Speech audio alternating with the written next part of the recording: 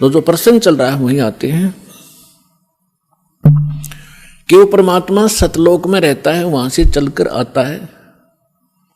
अच्छी आत्माओं को जो दृढ़ भक्त होते हैं उनको मिलते हैं तो क्या करते हैं, उनको तत्व ज्ञान से परिचित कराते हैं, अपने से परिचित कराते हैं और सचखंड सतलोक लेकर जाते हैं। फिर उनको वापस छोड़ देते हैं ताकि ये मेरे गवाह बने।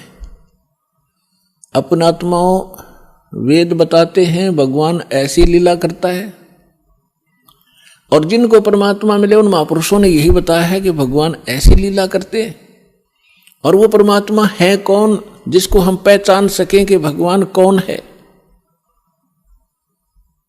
तो जिन महापुरुषों के दास ने शुभ नाम अभी आपको गिनाए थे, उनमें से इन महापुरुषों ने सभी ने परमात्मा की गवाही दी है, एफिडेविट दिया है।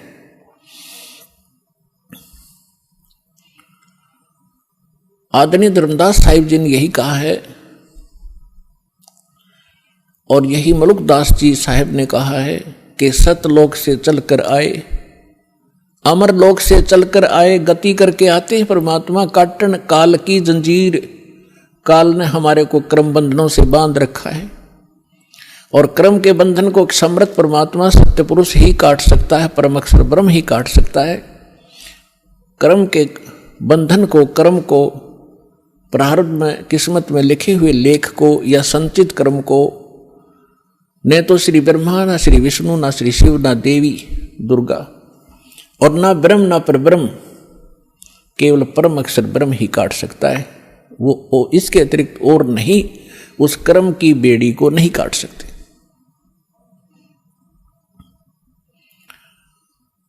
तो सभी महापुरुषों ने बताया है। अजब नगर में ले गए, गरीबदास जी कहते हैं अजब नगर में ले गए। नगर का अर्थ क्या है? क्या प्रकाश प्रकाश होता है? सब जानते हैं नगर में क्या होता है। वहां सारे महल होते हैं, मनुष्य होते हैं, बाजार होते हैं, सब कुछ होता है। अजब नगर में ले गए हमको सतगुरु आने। सतगुरु, गरीबदास जी सतगुरु कह रहे हैं, वो परमेश्वर थे।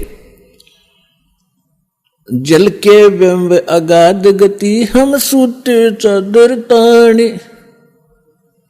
हमको परमात्मा आकर लेकर गए अजब नगर में, बहुत ही अनोखे शहर में ले गए, सतलोक में।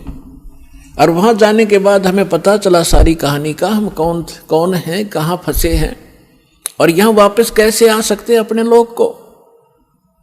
अब उस ज्ञान से परिचित होकर के गरीबदास जी कहते हैं हम तो अब निश्चिंत हो गए, हमें सतगुरु मिल गए। सतगुरु मिल गए तो सत्संग भी मिलेगा, सत्संग के साथ साथ फिर सच्चा भक्ति विधि मिलेगी जिससे हम वहां जा सकते।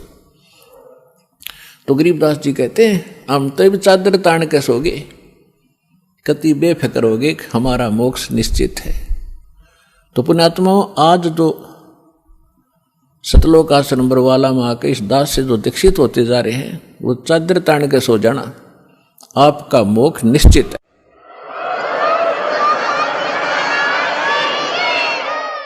लेकिन रहना मर्यादा में, और मर्यादा में भी तभी रहोगे जब आपको यहाँ का दुख दिखेगा और वहाँ के सतलोक के सुख का आपको आभास होगा। और फिर धीरे धीरे कैसा समाज बनेगा, या माया की जो दौड़ है या आग लगी हर एक के अंतःकरण में, या शांत होएगी। आप माया के पीछे किस लिए भाग रहे हो?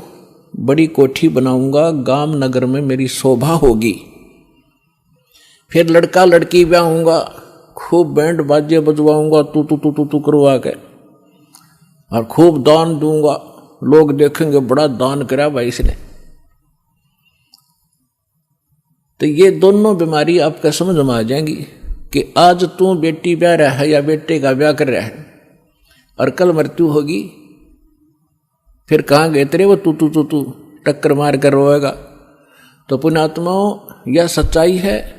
आज तक को बताने वाला दृढ़ता से सामने आ नहीं सका।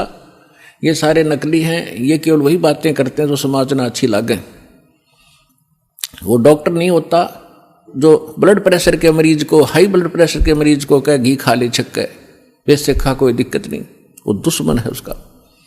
तो पुण्यात्मा इसी प्रकार के जितने भी हैं ये सच्चाई नहीं कह सके, क्योंकि उनके ऊपर परमात्मा कबीर का पंजा नहीं था। इस दास के ऊपर दया हुई है, संघर्ष बहुत करना पड़ रहा है, लेकिन परमात्मा का साथ जिसके साथ होता है वो हार नहीं होती उसकी, क्योंकि हमारा उद्देश्य कल्याण है। पर पूरे विश्व का कल्याण लेकर चल रहे हैं हम, पूरे मानव का कल्याण होगा, पूरे प्राणियों का कल्याण होगा।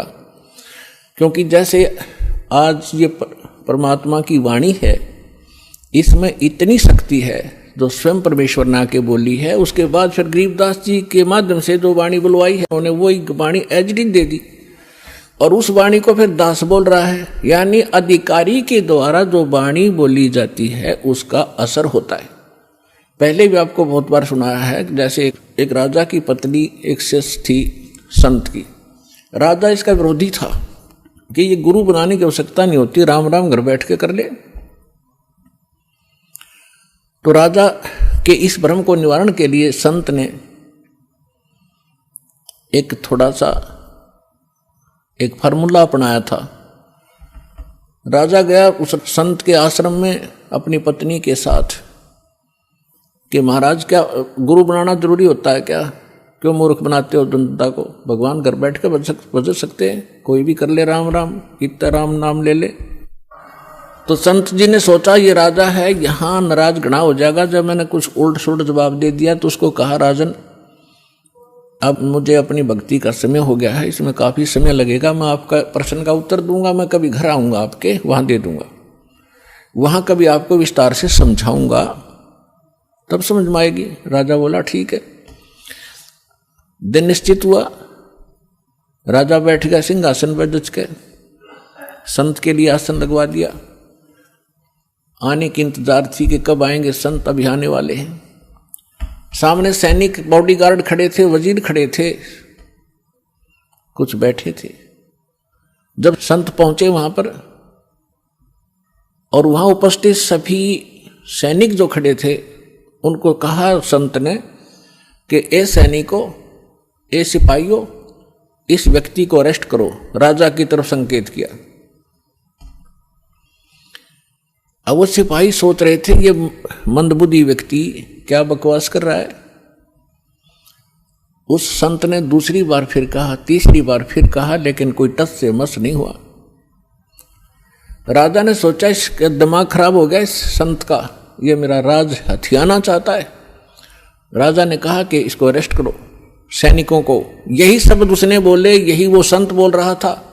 राजा के कहते ही उस संत को 4-5 सिपाहियों ने आके जकड़ दिया।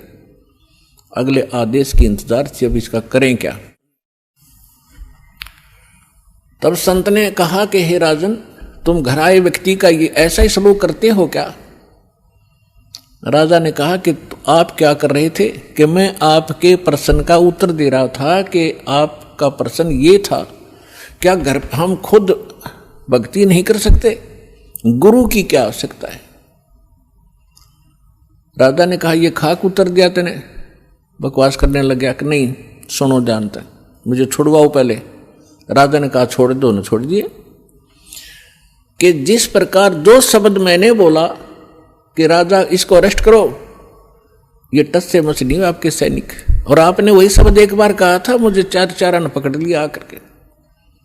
तो आपके वचन में शक्ति है, आपके बोलते ही ये क्रियावान हो गए, और वो शक्ति जो आप वाली है वो राजनीति वाली मेरे पास नहीं है। मेरे पास शक्ति है अध्यात्म की। ठीक इसी प्रकार जो वचन मैं बोलूंगा परमात्मा की शक्ति सब पर कार्यवान हो जाएगी, और आप कहते रहना उसका कोई असर नहीं होगा। इसी से आप समझ लेना।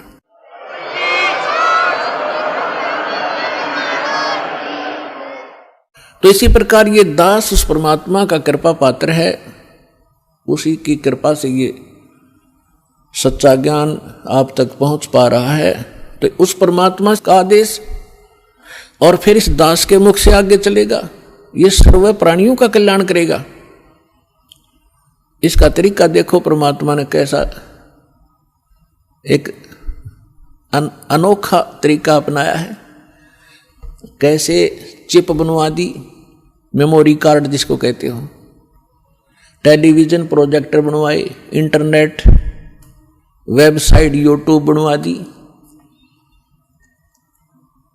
अब जो घनी अच्छी आत्माएं होती हैं पूर्व जन्म, वैसे तो घनी अच्छी आत्मा है वही तो मनुष्य जीवन प्राप्त कर रही हैं, उनसे भी अच्छी आत्माएं हैं वो भगवान के लिए भटक रही हैं, और उनसे भी वो अच्छी आत्मा है जो सतगुरु और सत्संग और सच्चा नाम प्राप्त सतनाम प्राप्त कर रही है। तो आप जो सतलोक आश्रम बरवाला जिला हिसार हरियाणा में आ रहे हो, ये तीसरे नंबर की सर्वश्रेष्ठ आत्माएं हो जो आपको शीघ्र से परमात्मा का ये मार्ग ठीक मिल गया। तो जो अन्य भी हैं उनके लिए परमात्मा ने ये तरीका अपनाया है सर्व प्राणियों के कल्याणार्थ। ये वाणी जो दास बोल रहा है रिकॉर्ड हो रही है, मेमोरी कार्ड बन रहे हैं, टीवी पर चल रहे हैं, आप घर पर चलाते हो, पशु पक्षी भी होते हैं, चींटियां भी होती हैं, मच्छर माखी भी होती हैं, उन सब के ऊपर ये वाणी अपना प्रभाव करेगी। काल ने जैसा जुल्म किया था उतना ही उससे भी अधिक रहम अब परमात्मा ने अपनी आत्माओं पर किया है। चींटी से लेकर हाथी तक, रंग से लेकर राजा तक, ये सारे कबीर परमात्मा की बच्चे आत्माएं हैं।